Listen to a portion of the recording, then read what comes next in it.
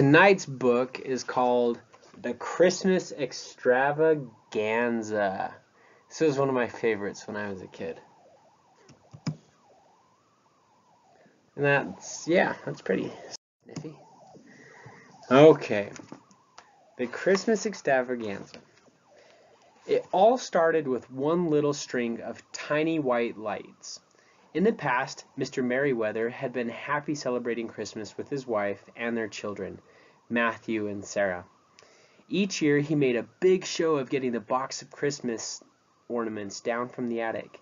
Then the Merriweather family decorated the tree together and hung a wreath on the front door. But this Christmas was different.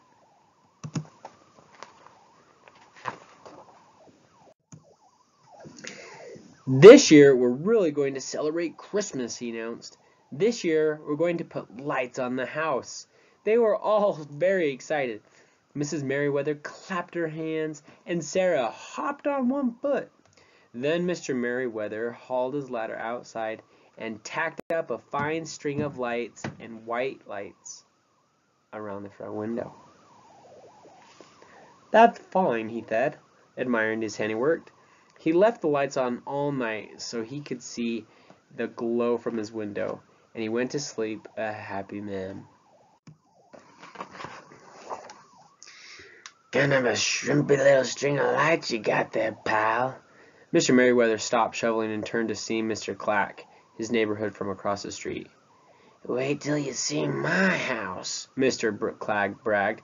"I got 17 strings of lights, and they blink on and off." Mr. Merriweather was suddenly embarrassed. "Well, I'm not done yet. You wait till I'm finished, and then I guess you'll see something." He pulled his hat down over his ears and went back to his shoveling. That afternoon, Mr. Merriweather gathered up his kids and drove the station wagon to 5 big department stores. Probably all out of business now. He bought so many Christmas decorations that he couldn't close the tailgate. He could hardly wait to get home and put them all up. "Can we really afford all that?" Mrs. Merriweather asked when she saw the decorations.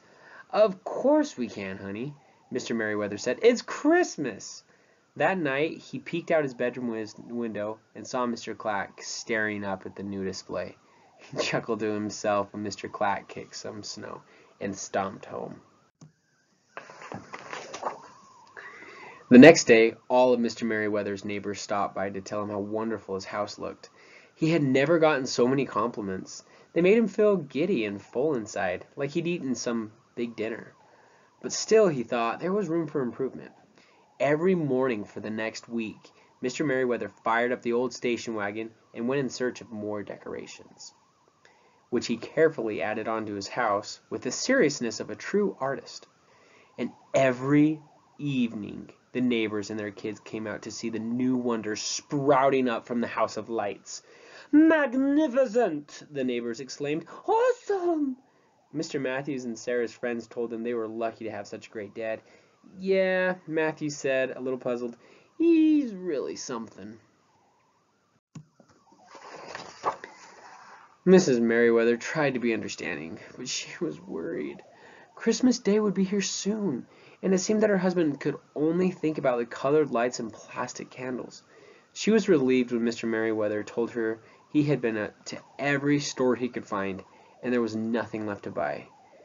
Then she heard the hammer banging and the saw buzzing in the garage. Several days later, Mr. Merriweather unveiled what he had made.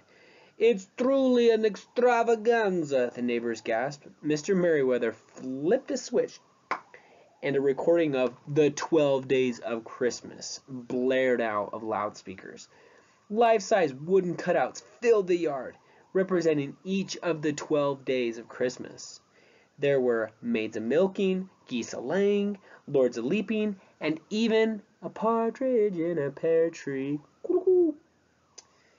"And this is nothing," shouted Mr. Merriweather. "You should see what I'm building next." "Terrific," muttered Mr. Clack. "I like celebrating Christmas as much as the next guy, but this is ridiculous."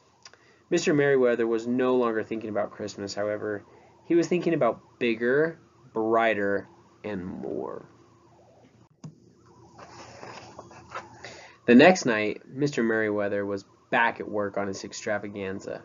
"You'd better come down now, dear," Mrs. Merriweather called up to him. "The children are in the Christmas program tonight."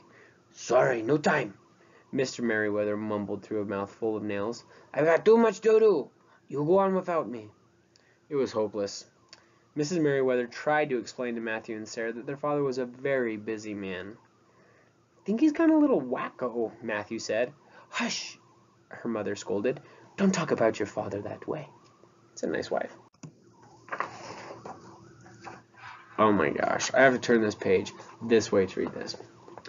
Mr. Merriweather's display continued to grow.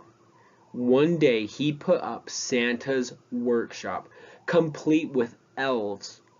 The next day he added giant snowmen made of styrofoam. And finally, he built a 50-foot Santa with a mechanical arm that waved. Kind of like that.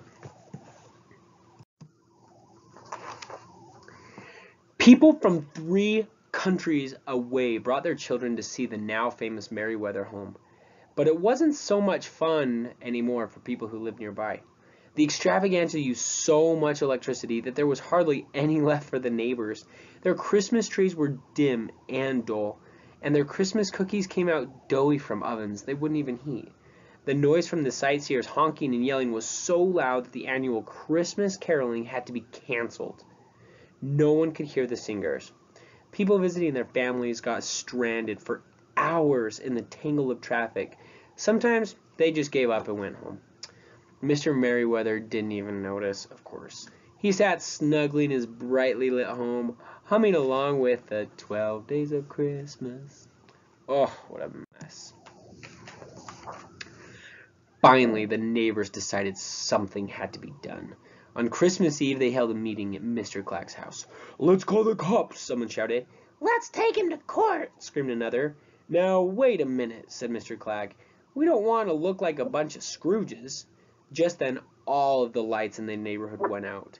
Up and down the street, everything was black. Everything, that is, except the Christmas extravaganza, which glowed brighter than ever.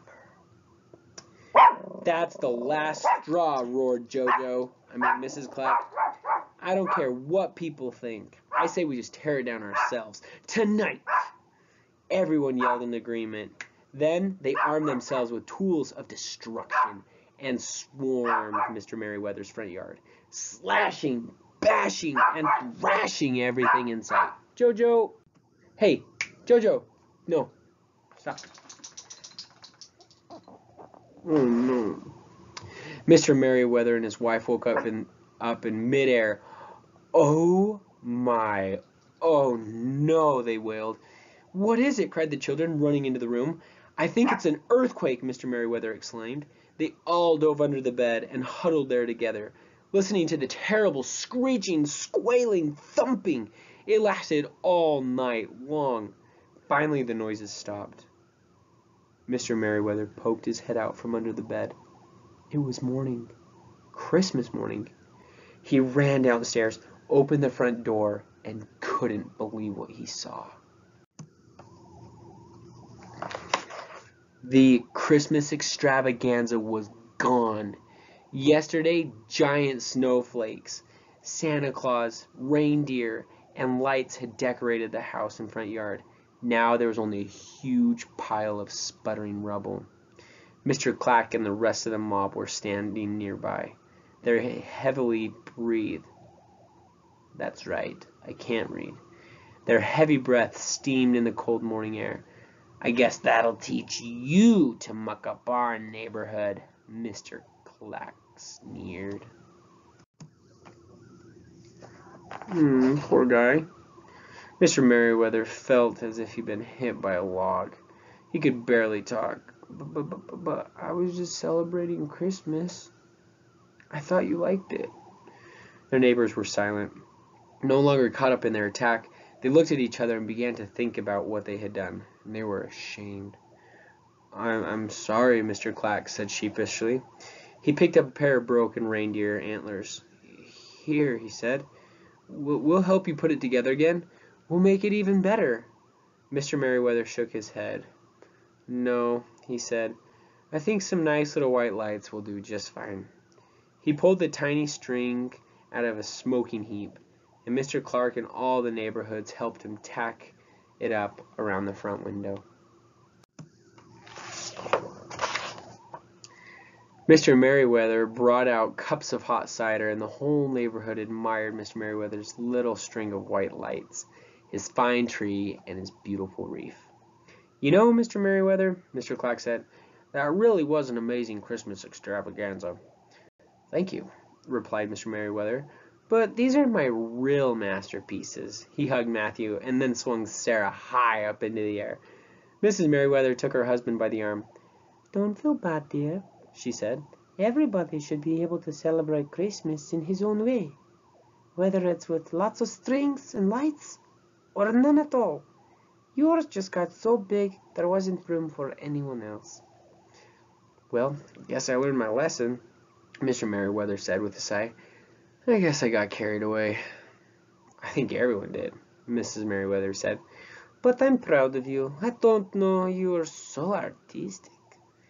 Mr. Merriweather smiled. He gazed at his children, his friends, and his big mound of junk. He noticed that several large pieces of wood were still in good condition. He wondered out loud. How many days till Easter? The end. Merry Christmas!